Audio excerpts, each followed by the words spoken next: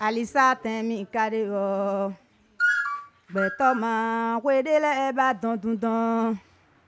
medo poralo kampo dozo keke po do etewe on wetede membo eme khomande e kho sunu me khomando po e kho rojini onzo keke ajemmo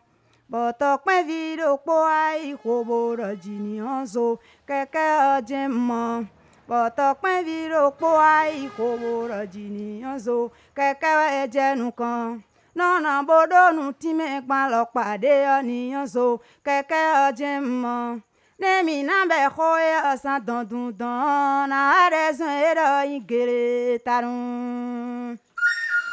Alisa temi karego gbeto ma wedele ba dondun don mero poralo kampo dozo keke po do etewe on wetere membo eme khomonde kho sunu me khomando po e kho rojini onzo keke jenu kan boto pe viro po ai kho roji fofo se alo kojo khodo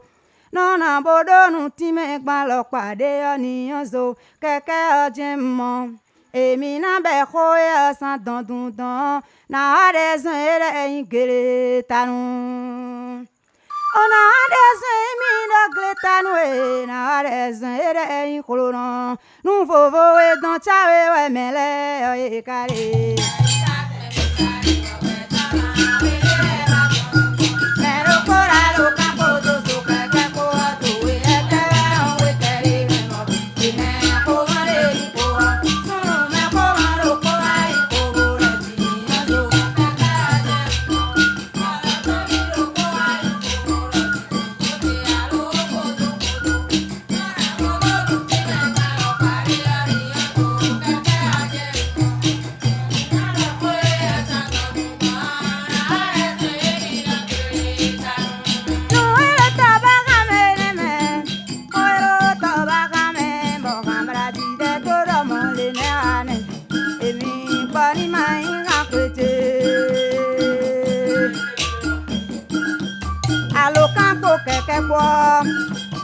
echo e dalina linu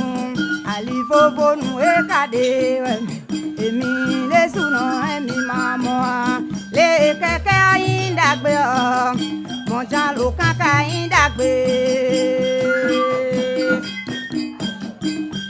keke aja lo tu emeni